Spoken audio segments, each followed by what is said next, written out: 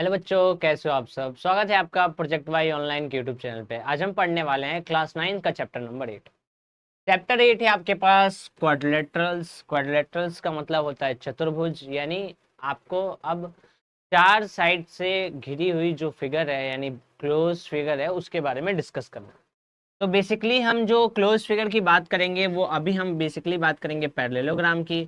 और पैरेललोग्राम की बहुत सारे टाइप्स होते हैं, उसको अभी हम इस चैप्टर में डिस्कस करेंगे। तो पहले पार्ट में स्टार्ट करते हैं इंट्रोडक्शन से कि आखिरकार ये क्वाड्रिलेटरल्स क्या डिनोट करता है। ठीक है, तो क्वाड्रिलेटरल्स का मतलब क्या होता है। अगर मैं आपसे पूछूं कि बताओ क्वाड्रिलेटरल्स का मतलब क्या होता है, तो आप सिंपल सा कहोगे कि फोर साइड, जो चार साइड से मिलके बना होता है उसको हम क्या बोलते हैं, क्वाड्रिलेटरल्स। अब इसी क्वाड्रिलेटरल्स का जो टाइप होता है ना, वो टाइप में आता है पैरेललोग्राम। ठीक है, पैरेललोग्राम। और इस पैरेललोग्राम की बेसिक प्रॉपर्टी आपको याद रखनी है। बेसिक प्रॉपर्टी क्या कहती है, हिंदी में इसको कहते हैं समांतर चतुर्भुज। पैरेललोग्राम की बेसिक प्रॉपर्टी क्या होती है कि अपोजिट साइड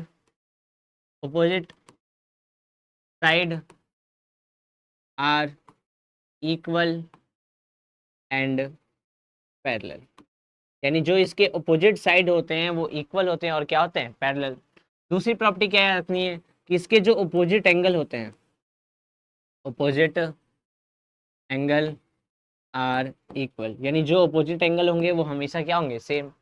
तीसरी प्रॉपर्टी क्या होती है इसकी, तीसरी प्रॉपर्टी है आपके पास कि जो डायगनल्स होते हैं, डायगनल्स बाइसेक्ट ईच अदर, यानी जो डायगनल्स होते हैं वो एक दूसरे को क्या करते हैं, बाइसेक्ट। कहने का क्या मतलब है कि जैसे मान लो ये मैंने एक पैरेललोग्राम ड्रॉ किया, ठीक है? अब इसका नाम दे दिया मैंने ए बी सी डी। तो पहली पहली प्रॉपर्टी क्या कहती है, अपोजिट साइड ये इसके इक्वल होगा और साथ में क्या होगा, पैरेलल। पैरेलल कैसे लिखते हैं कि ए बी जो है वो पैरेलल है किसके, सी डी के। ये सिंबल जो होता है वो किसका होता है, पैरेलल का। ये वाला सिंबल, ये किसका सिंबल होता है आपके पास, पैरेलल का। ठीक है, सेम ये वाला इसके क्या होगा, इक्वल, और साथ में क्या होगा, पैरेलल। दूसरी प्रॉपर्टी लिखी है मैंने, अपोजिट एंगल इक्वल होंगे, यानी एंगल ए किसके इक्वल होगा, एंगल सी के। एंगल बी किसके इक्वल होगा, एंगल डी के। ठीक है। थर्ड प्रॉपर्टी है डायगनल्स एक दूसरे को बाइसेक्ट करते हैं। बाइसेक्ट का मतलब जैसे मैं ये डायगनल ड्रॉ करूं तो आधे आधे में बढ़ जाते हैं, यानी ये वाला पार्ट इसके इक्वल होगा और ये वाला पार्ट इसके इक्वल। ये आधे आधे क्या होते हैं, इक्वल, एक दूसरे को बाइसेक्ट करते हैं। अब इसी पैरेललोग्राम के जो सब पार्ट्स होते हैं ना, सब पार्ट्स में ही आता है आपके पास रेक्टेंगल, रोम्बस और स्क्वायर। ये जो रेक्टेंगल, रोम्बस और स्क्वायर है वो सब किसके टाइप्स होते हैं, पैरेललोग्राम के टाइप्स होते हैं। इसी के अंदर आता है पैरेललोग्राम, किसके अंदर आता है, क्वाड्रिलेटरल्स के अंदर। तो बेसिकली इस चैप्टर में हमें इन्हीं सब पॉइंट को डिस्कस करना है। कुछ थ्योरम्स है, उन थ्योरम को प्रूफ करना है, कुछ थ्योरम्स को हमें समझना है। ये बेसिक पार्ट है पूरा आपके फर्स्ट एक्सरसाइज में, यानी एक्सरसाइज 8.1। तो स्टार्ट करते हैं हम थ्योरम से, क्योंकि इस चैप्टर में मेनली जो है ना आपको थ्योरम को बहुत ध्यान से समझना है। क्योंकि थ्योरम का मतलब क्या होता है कि ऐसा पॉइंट जिसे आप कभी भी किसी क्वेश्चन में यूज कर सकते हो। बस आपको उस चीज को लिखना है, देन आप उसका यूज कर सकते हो। पहला पॉइंट क्या कह रहा है, diagonal of a parallelogram divides into two congruent triangle. ठीक है, तो पहला पॉइंट क्या कहता है कि जो पहले तो पैरेललोग्राम बना लो आप, ये रहा ए बी सी और डी। क्या कह रहा है, जो डायगोनल होते हैं वो डिवाइड करते हैं कॉन्ग्रुएंट ट्रायंगल में। तो अगर मैं एक डायगोनल ऐसे ड्रॉ करूं तो क्या कहता है, ये दोनों ट्रायंगल हमेशा क्या होंगे, कॉन्ग्रुएंट। ये थ्योरम कह रहा है।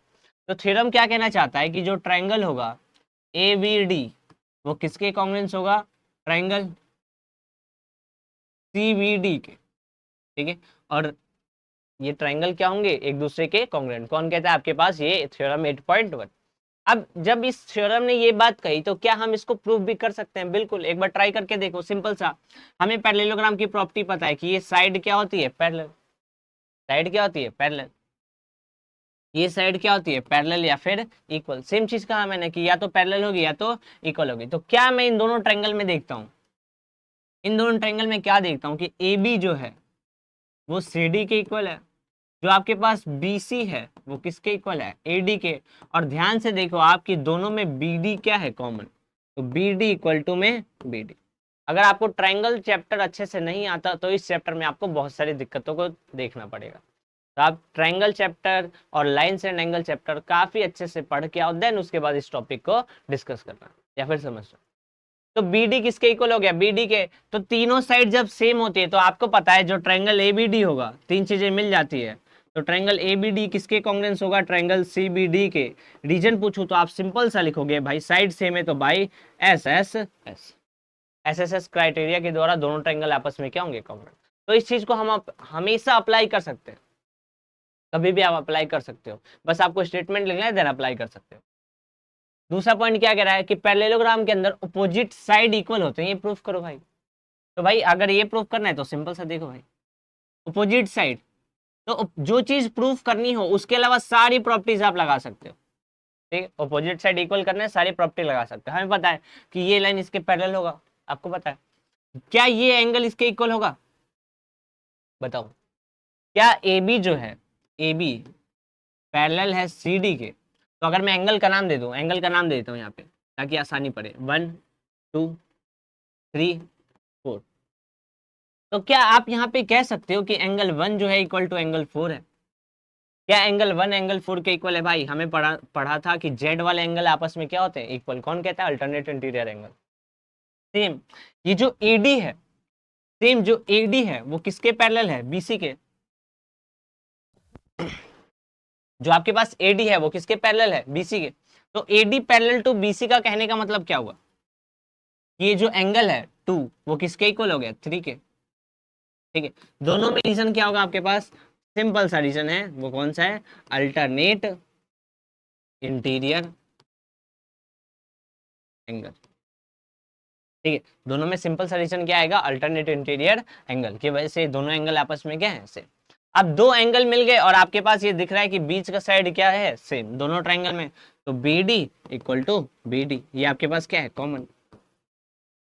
तो कॉमन कहने का मतलब क्या होता है कि ये दोनों ट्रायंगल आपस में क्या हो जाएगा, कॉन्ग्रुएंस।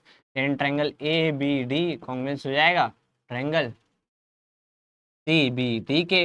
रीजन आप सिंपल से क्या लिखोगे भाई, ए एस ए, है ना भाई।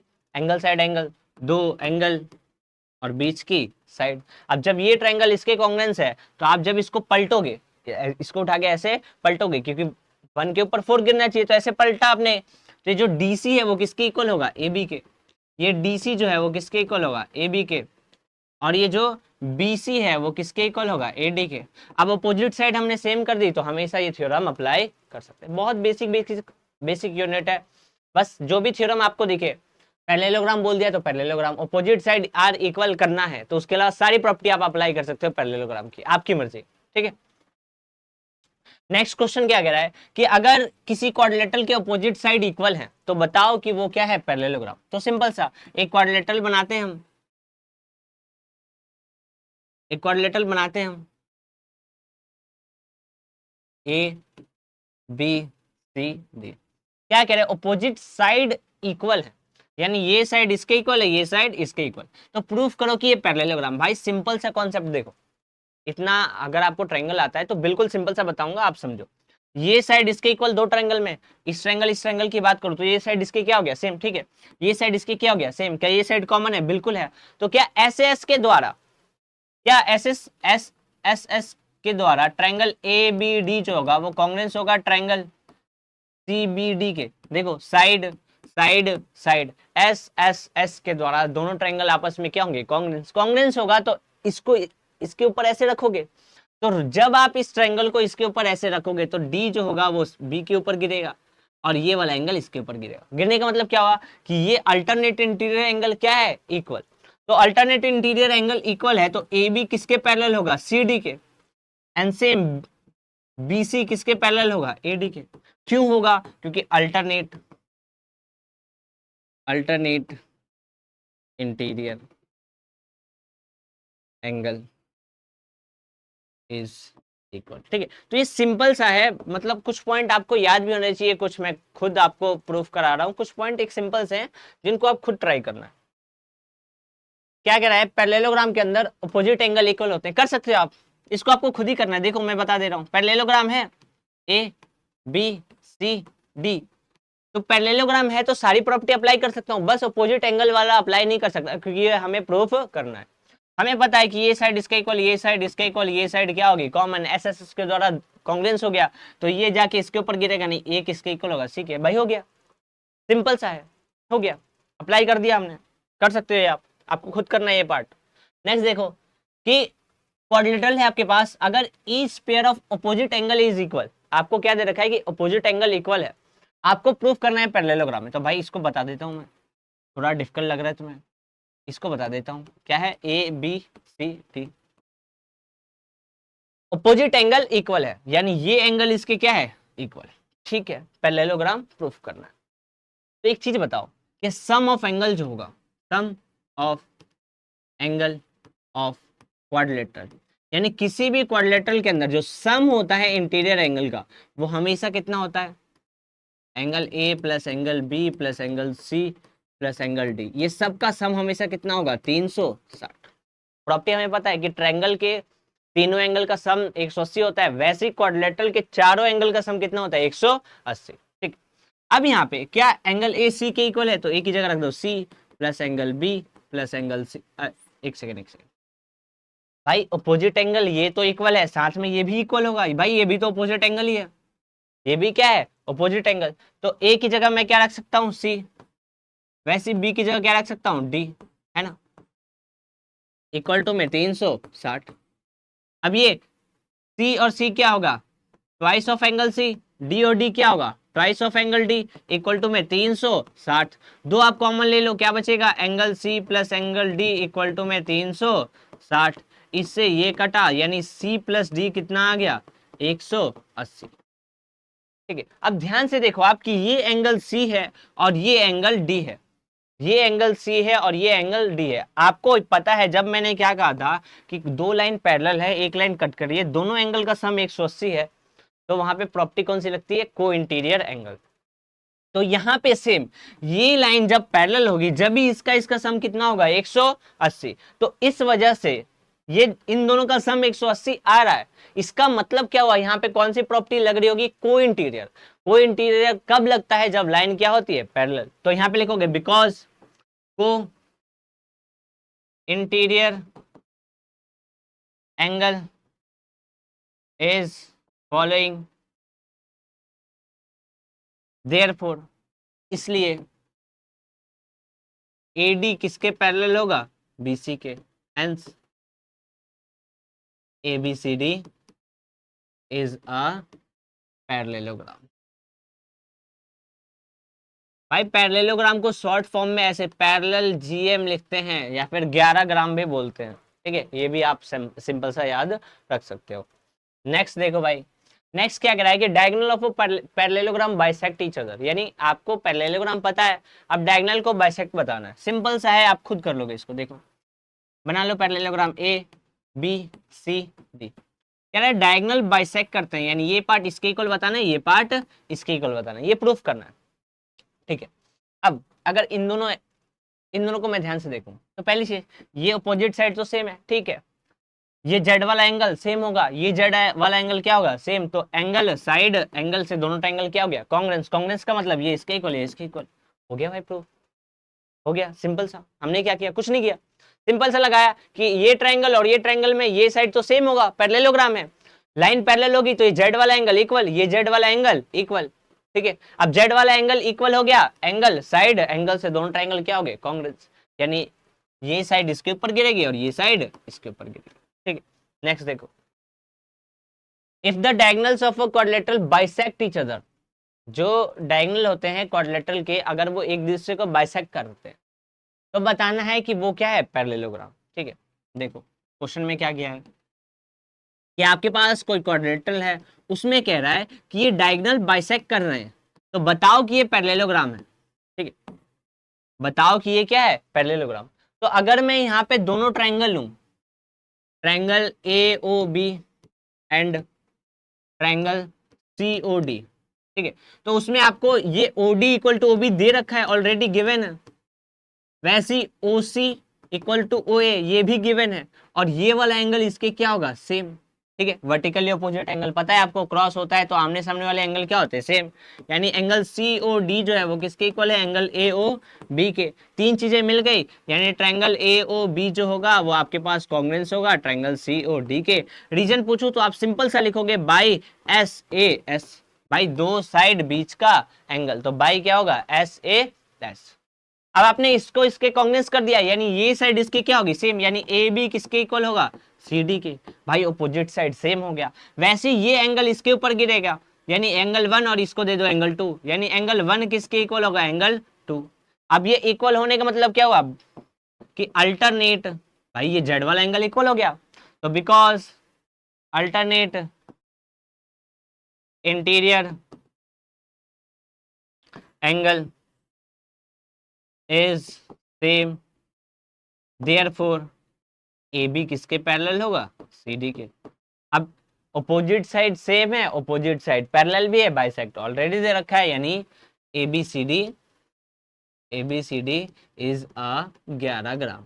11 ग्राम का मतलब पैरेललोग्राम। ठीक है, ये सिंपल सा है, आपको ये चीज पता होनी चाहिए, ये ज्यादातर आता है। तो जो ज्यादातर आने वाली चीजें है वो मैं आपको डेराइव करा दे रहा हूँ।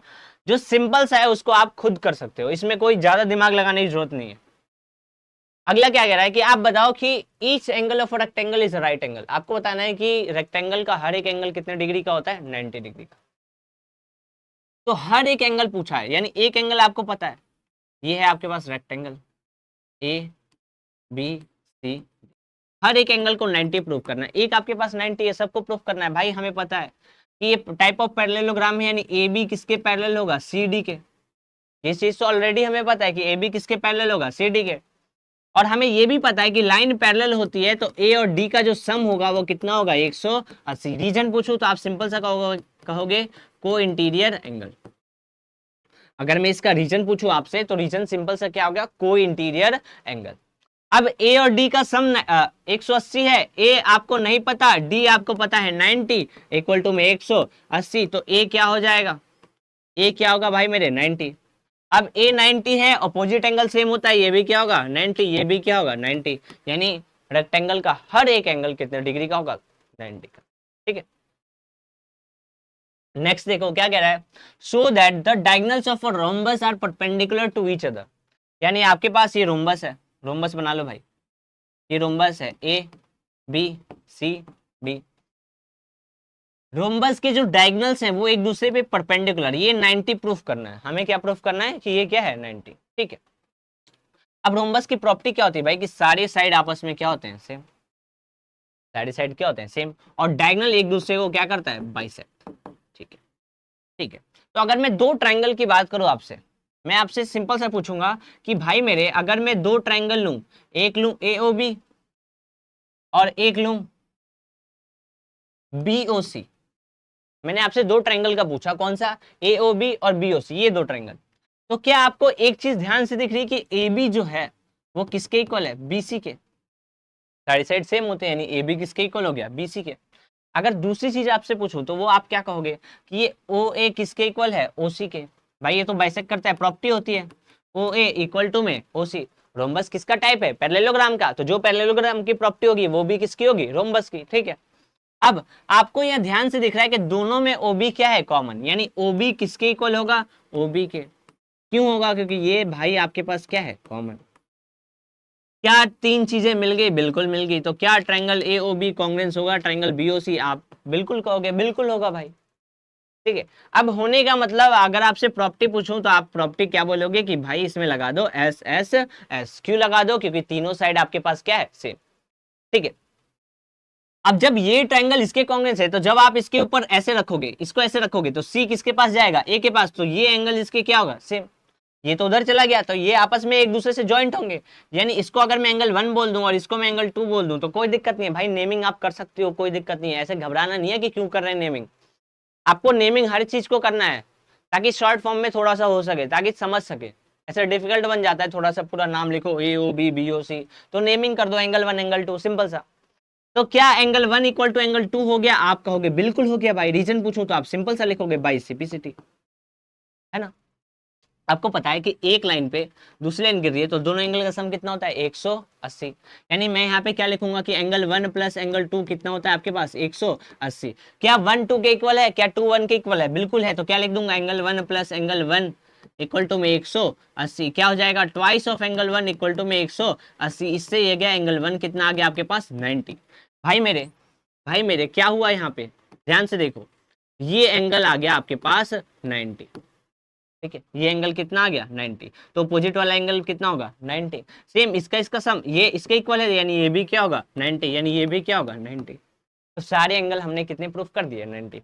यानी जो डायगोनल्स होते हैं वो एक दूसरे को बाइसेक्ट करते हैं कितने डिग्री एंगल पे 90 डिग्री एंगल पे, हमेशा परपेंडिकुलर होते हैं, ये चीज हमने प्रूफ करते हैं। ठीक है, नेक्स्ट क्वेश्चन देखो। नेक्स्ट क्या है,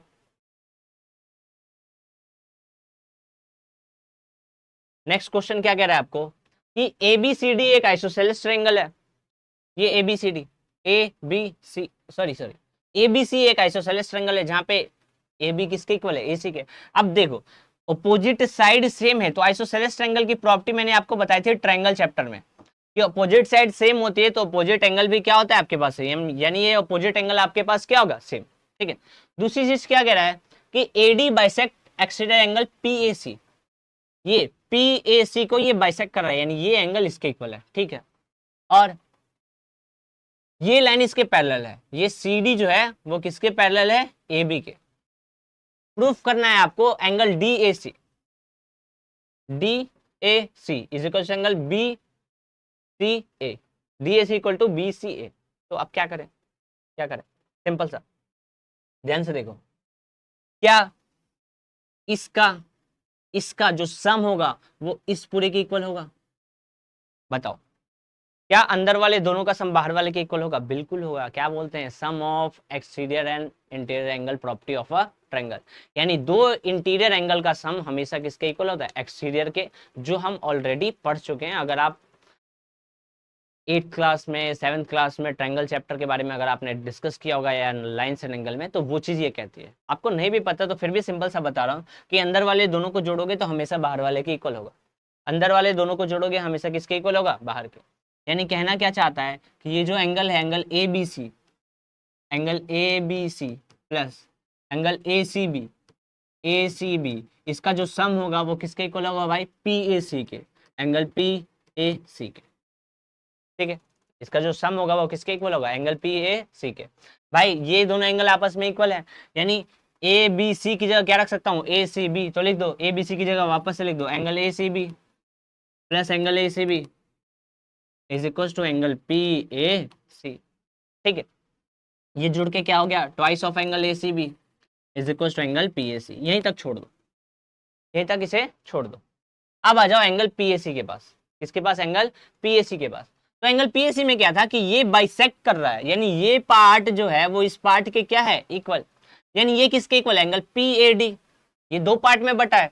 अगर मैं बात करूं PAC की तो दो पार्ट में बताया, कौन कौन सा PAD एंगल PAD प्लस कौन सा एंगल एंगल DAC भाई दो पार्ट में डिवाइडेड है। इसको जोड़ोगे जब एक जाके पूरा एंगल बनेगा आपके पास PAC, है ना। सही देखो ध्यान से क्या कहना चाहता हूं मैं कि इसको जोड़ेंगे तो ये पूरा एंगल आपके पास बनेगा, ये देखो ये पूरा एंगल। ठीक है, तो उसको मैंने दो पार्ट में डिवाइड कर दिया। अब आपको पहले दे रखा कि ये एंगल इसके क्या है सेम, तो क्या PAD की जगह DAC रख सकता हूं, बिल्कुल रख सकता हूं क्योंकि सेम है। तो क्या करूंगा मैं यहाँ पे twice of angle ACB is equal to PAD की जगह क्या रख दूंगा DAC, यानी angle DAC plus angle DAC। अब ये क्या हो जाएगा twice of angle ACB is equal to twice of angle DAC, दो से दो कट गया, यानी एंगल ACB जो है वो किसके इक्वल है एंगल DAC के। ठीक है, हो गया प्रूफ। DAC BCA भाई इसको आप ऐसे भी तो लिख सकते हो, ये A को यहाँ B को यहाँ चेंज कर सकते हो, इसमें कोई दिक्कत नहीं है, एंगल बीच वाला सेम है तो सही है। ठीक है, दूसरा पार्ट क्या कह रहा है कि ABCD एक पैरेललोग्राम है। ध्यान से देखो क्या कहना चाहता है, इसको पैरेललोग्राम प्रूफ करना है। तो आपने अभी क्या प्रूफ किया कि ये वाला एंगल जो है ना वो इसके इक्वल है, अभी आपने प्रूफ किया ये जो एंगल लिखा है हमने DAC किसके इक्वल है ACB के। तो ये Z वाला एंगल इक्वल कब होता है, जब लाइन क्या होती है, पैरेलल, तो आप यहाँ पे क्या लिखोगे, because alternate interior angle is equal, therefore A D parallel to B C. भाई अल्टरनेट इंटीरियर एंगल इक्वल कब होता है, जब ये लाइन क्या होती है, पैरेलल। अब ये लाइन आपके पैरेलल है और ये वाला लाइन इसके पैरेलल ऑलरेडी दे रखा है, यानी C D parallel to A B आपको ऑलरेडी दे रखा है। जब अपोजिट साइड पैरेलल है, इसका मतलब क्या हुआ कि ए बी सी डी जो है आपके पास, वो क्या है, पैरालेलोग्राम, पैरालेलो, ठीक है, यानी ए बी सी डी क्या है आपके पास, पैरालेलोग्राम।